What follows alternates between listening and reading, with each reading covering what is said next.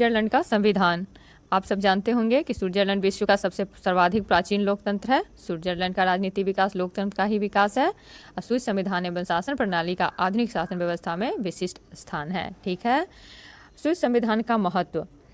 इसको एक प्राचीन गणतंत्र कहते हैं। स्विट्जरलैंड पश्चिम जगत का सर्वाधिक प्राचीन गणतंत्र है। क्या है? सर्वाधिक प्राचीन गणतंत्र। रिपोर्ट के शब्द में स्विट्जरलैंड युगों से गणराज्य है। 1848 के गणतंत्र संविधान के पूर्व भी वहाँ गणतंत्र थे। इंग्लैंड, फ्रांस, जर्मनी एवं सोवियत रूस की भांति वहाँ कभी भी राजतंत्रीय व्यवस्था नहीं आई, इसलिए उसको गणतंत्रीय प्रवृत्ति की अभिव्यक्ति स्विस कार्यपालक की संरचना में होती है। वहाँ पे विधिवत एकता पाई जाती है। स्विट्जरलैंड एक लघु देश है, लेकिन भाषा, धर्म एवं संस्कृति की दृष्टि से इसमें विभिन्नताएं हैं। स्विट्जरलैंड में चार भाषा भी बोली जाती है, जिसमें सबसे प्रमुखतः भाषा जर्मन भाषा बोला जाता है। जर्मन, फ्रेंच, इटालियन एवं रोमनेश, ये चार भाषा वहाँ पर बोले जाते हैं। वहाँ सबसे ज़्यादा जो भाषा बोले जाते हैं उसमें जर्मनी भाषा है। वहाँ पर संघीय व्यवस्था है, प्रत्यक्ष लोकतंत्र का प्रतीक माना जाता है। वहाँ तटस्थता है, बहु कार्यपालिका है, इसलिए अनेक महत्व है वहाँ पे स्विस संविधान का। इस तरह अनेक महत्व है। इसी तरह अब आपको हम संविधान की विशेषता के बारे में बताते हैं। स्विट्जरलैंड एक छोटा सा राज्य है और संसार की राजनीति में उसका महत्व नहीं है, परंतु राजनीतिक संस्थाओं की दृष्टि से उसका महत्व बहुत अधिक है। इसलिए समस्त विश्व में राजनीति अध्ययन के प्रति रुचि रखने वाले विद्यार्थी इसका अध्ययन बहुत गंभीरता से करते हैं। इसकी प्रमुख विशेषताएं निम्नलिखित है। लिखित और व्यापक संविधान। स्विट्जरलैंड का संविधान लिखित है और काफ़ी व्यापक है। 1848 का संविधान से जो 1998 तक लागू रहा, एक लिखित और निर्मित और व्यापक संविधान था। वर्तमान संविधान जो 1998 में निर्मित था, 99 में लागू किया गया। लिखित, निर्मित और व्यापक संविधान है। 1848 के संविधान में 123 धाराएं और 3 अध्याय थे, जबकि वर्तमान संविधान में 195 धाराएं और 4 अध्याय हैं। संविधान का आकार बड़ा होने के 2 कारण हैं। इसमें अनेक विषय का वर्णन किया गया है, जैसे मछली मारना, शिकार खेलना, जुआ खेलना आदि, जो महत्वपूर्ण नहीं है। इसमें संघीय सरकार और कैंटोनों की सरकारों के मध्य विधायी तथा प्रशासकीय अधिकार क्षेत्र का विभाजन का वर्णन विस्तार से किया गया है, जिससे आपस में विवाद पैदा न हो। 1948 के संविधान के संदर्भ में व्यक्त ब्रुक्स का मत वर्तमान संविधान पर भी लागू होता है कि संविधान निर्माता आंतरिक विभेद एवं संघर्ष की संभावनाओं का अंत कर देने के इच्छुक थे।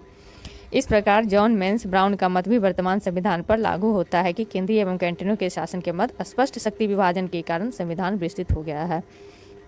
यहाँ का एक संविधान की विशेषता में सबसे महत्वपूर्ण विशेषता कठोर संविधान भी है। स्विट्जरलैंड के संघीय व्यवस्था होने के कारण संविधान कठोर है। संविधान की संशोधन प्रणाली जटिल है। संघीय विधानमंडल एवं जनता दोनों ही संविधान में संशोधन के लिए प्रस्ताव रख सकते हैं। फिर इसकी तीसरी विशेषता है प्राचीनतम गणराज्य। विश्व में वर्तमान में पाए जाने वाले गणराज्यों में स्विट्जरलैंड सर्वाधिक प्राचीन। मध्यकाल में जब यूरोप और एशिया के प्राय सभी देशों में स्वेच्छाचारी और निरंकुश राजाओं का शासन था, तब भी स्विट्जरलैंड के कैंटोनों में लोकतंत्र शासन विद्यमान थे। प्रत्यक्ष लोकतंत्र। स्विट्जरलैंड का एकमात्र ऐसा देश है जहां पर वर्तमान में प्रत्यक्ष लोकतंत्र है, जहां पर जनता की सीधी भागीदारी होती है। वहां पर जनमत संग्रह किया जाता है। प्रत्यक्ष प्रजातंत्र सबल उपकरण दोनों संघीय और कैंटोनों के स्तर पर पाए जाते हैं। जनमत संग्रह के माध्यम से विधानमंडल द्वारा पारित अवांछनीय विधियों को जनता अस्वीकार कर सकती है एवं उपक्रम द्वारा वांछित विधियों का निर्माण का प्रस्ताव रख सकती है।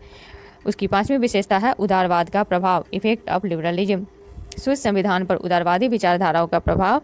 व्यक्ति की गरिमा एवं महत्ता शासन व्यवस्था का आधार है। जीवन के प्रत्येक क्षेत्र में व्यक्ति को अधिकतम संभव स्वतंत्रता प्राप्त है। राज्य व्यक्ति के मामलों में न्यूनतम हस्तक्षेप करता है, परंतु 1930 की विश्वव्यापी मंदी और 2 विश्व युद्ध के कारण राजकोष पर व्यवहार भार बढ़ गया और कल्याणकारी राज्य की धारणा का उदय और विकास के कारण स्विस राजनीति तथा आर्थिक क्षेत्रों में राज्य ने कुछ प्रतिबंध लगाए हैं, परंतु मौलिक धारणा अब भी यही है कि नागरिकों को आर्थिक क्षेत्र में अधिकतम स्वतंत्रता प्राप्त होनी चाहिए। अधिकार पत्र। स्विट्जरलैंड के 1848 के संविधान में औपचारिक अधिकार पत्र का अभाव था, तद्यपि नागरिकों को अधिकार मिले हुए थे। 1999 के नवीन संविधान में अधिकार पत्र दिया गया है, जो संविधान के अनुच्छेद 7 से 36 तक दिया गया है। अनुच्छेद 7 में कहा गया है कि मानवीय गरिमा का सम्मान किया जाएगा तथा रक्षा की जाएगी। नागरिकों को गौरवपूर्ण जीवन व्यतीत करने के लिए नागरिक सामाजिक, शैक्षणिक, आर्थिक और राजनीतिक सभी प्रकार के अधिकार दिए गए हैं। अनुच्छेद 35 में मूल अधिकारों की प्राप्ति के लिए कुछ व्यवस्था दी गई है और अनुच्छेद 36 में मूल अधिकारों की सीमाएं दी गई है। संघीय व्यवस्था। स्विस संविधान में संघीय व्यवस्था की स्थापना की गई है। यद्यपि संविधान में उसे परिसंघ कहा जाता है। कैंटन स्विस संघ की घटक इकाइयां हैं। इसमें संघ की सभी विशेषताएं पाई जाती है, जैसे लिखित और कठोर संविधान, केंद्र और राज्यों में शक्ति विभाजन तथा अवशिष्ट शक्तियां कैंटनों को प्राप्त है। समवर्ती सूची के विषयों पर संघ और कैंटन दोनों को विधि निर्माण का अधिकार है। संघीय न्यायपालिका की व्यवस्था है। यद्यपि संघीय न्यायपालिका को संघीय क्षेत्र में न्यायिक पुनर्विलोकन का अधिकार नहीं है। राज्य की नागरिकता की व्यवस्था है। संघीय व्यवस्थापिका के दूसरे सदन सीनेट में सभी इकाइयों को समान प्रतिनिधित्व दिया गया है। स्विस संघ में 20 पूर्व कैंटीन और 6 अर्ध कैंटीन हैं। पूर्व कैंटीन और अर्ध कैंटीन में 2 अंतर पाए जाते हैं। पूर्व कैंटीन सीनेट में 2 प्रतिनिधि भेजता है, जबकि अर्ध कैंटीन सीनेट में 1 प्रतिनिधि भी भेजता है। संवैधानिक संशोधन के समय पूर्ण कैंटीन का मत 1 गिना जाता है, जबकि अर्ध कैंटीन का आधा मत का गिनती होता है। कैंटीनों का अपने पृथक संविधान है, परंतु उन पर 2 प्रतिबंध है। एक कैंटीनों का संविधान गणतंत्रीय होगा, दूसरे संघीय संविधान का अनुरूप होना चाहिए। स्विस संघीय शासन में केंद्रीयकरण की प्रवृत्ति पाई जाती है। उसको निम्नलिखित कारण है: राष्ट्रीय एकता की भावना में वृद्धि, वैज्ञानिक आविष्कार, औद्योगिकरण एवं यातायात के साधनों के विकास के फलस्वरूप सामाजिक संरचना एवं संबंधों का जटिल होना। पिछले 2 विश्व युद्धों से उत्पन्न समस्या। बहुल कार्यपालिका। स्विस संघीय कार्यपालिका संघीय परिषद निराली कार्यपालिका शक्ति 7 सदस्य निकाय में स्थित है, जिसका कार्यकाल निश्चित है। स्विस कार्यपालिका में संसदात्मक और अध्यक्षात्मक दोनों शासन प्रणाली के गुण पाए जाते हैं। कार्यपालिका के 7वें सदस्य का कार्यकाल अमेरिकी राष्ट्रपति की भांति 4 वर्ष निश्चित है। ब्रिटिश मंत्रिमंडल विधानमंडल इसे अविश्वास द्वारा हटा नहीं सकता और न स्विस संघीय परिषद विधानमंडल के विघटन की मांग कर सकती है। यह ब्रिटिश मंत्रिमंडल की भांति विधानमंडल का नेतृत्व नहीं करती है। संघीय परिषद की सभी सदस्य विधानमंडल के अधिवेशन में भाग लेते हैं और उनके पद एवं अधिकार समान हैं। परिषद का अध्यक्ष 1 वर्ष के लिए 7 सदस्यों में वरिष्ठता के क्रमानुसार निर्वाचित किया जाता है, लेकिन उसे अन्य सदस्यों की तुलना में विशेष अधिकार प्राप्त नहीं होते। वह नाम मात्र का अध्यक्ष होता है। संघीय न्यायालय की सीमित शक्ति। यद्यपि स्विस शासन में संघीय न्यायपालिका की व्यवस्था की गई है, परंतु वह अमेरिकी सर्वोच्च न्यायालय की भांति स्विस संघीय कानूनों को अवैध घोषित नहीं कर सकती है।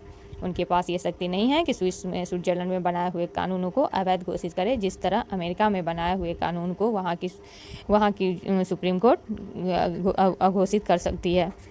वह शक्ति स्विस जनता को प्राप्त है। यह शक्ति स्विस जनता को प्राप्त नहीं है। जनमत संग्रह के माध्यम से स्विस जनता किसी भी कानून को अस्वीकार कर सकती है। स्विस संघीय न्यायपालिका को अमेरिकी सर्वोच्च न्यायालय की भांति संविधान की रक्षा का अधिकार नहीं है। स्विस संघीय न्यायालय कैंटीनों के कानून को स्विस संविधान के विरुद्ध होने पर अवैध घोषित कर सकती है। संविधान के अनुच्छेद 189 के अनुसार परिसंघ और कैंटीनों के मध्य या कैंटीनों में परस्पर उत्पन्न होने वाले सभी विवादों का निर्णय संघीय सर्वोच्च न्यायालय द्वारा ही किया जाएगा।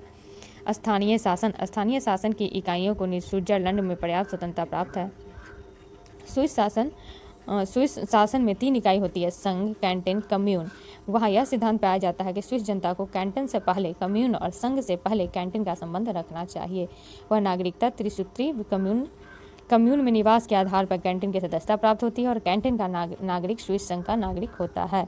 अनुच्छेद 37 के अनुसार स्विट्जरलैंड के ऐसे प्रत्येक निवासी को जिसे नगरपालिका और कैंटन की नागरिकता प्राप्त है, स्विट्जरलैंड की नागरिकता प्राप्त होगी। धर्मनिरपेक्ष राज्य। स्विस संविधान में धर्मनिरपेक्ष राज्य की स्थापना की गई है। नगर संविधान का अनुच्छेद 15 सभी नागरिकों को धार्मिक क्षेत्र में स्वतंत्रता की घोषणा करता है। इसमें 4 उपधाराएं इस प्रकार हैं। अनुच्छेद 15 के अनुसार सभी नागरिकों को धर्म और दर्शन की स्वतंत्रता की गारंटी दी जाती है। अनुच्छेद 15 के अनुसार सभी व्यक्तियों को अपने धर्म और दार्शनिक विश्वासों के चयन तथा अकेले या अन्य व्यक्तियों के साथ उनके पालन की स्वतंत्रता प्रदान की जाती है। अनुच्छेद 15 सभी नागरिकों को धार्मिक समुदाय की सदस्यता प्राप्त करने और धार्मिक उपदेशों के पालन की स्वतंत्रता प्रदान की जाती है। अनुच्छेद 15 के अनुसार किसी भी व्यक्ति पर धर्म विशेष को स्वीकार करने, किसी धार्मिक समुदाय की सदस्यता प्राप्त करने या किसी धार्मिक कार्य में सम्मिलित होने या धार्मिक उद्देश्य का पालन करने के लिए दबाव नहीं डाला जाता। इस तरह आपको मैं अभी स्विट्जरलैंड की संविधान की विशेषताएं बता रही थी। इस तरह अनेक विशेषताएं हैं और इन विशेषताओं के कारण ही स्विट्जरलैंड के संविधान को एक महत्वपूर्ण संविधान माना जाता है। अगर ये वीडियो पसंद आया हो तो इसे अपने दोस्तों में शेयर करें।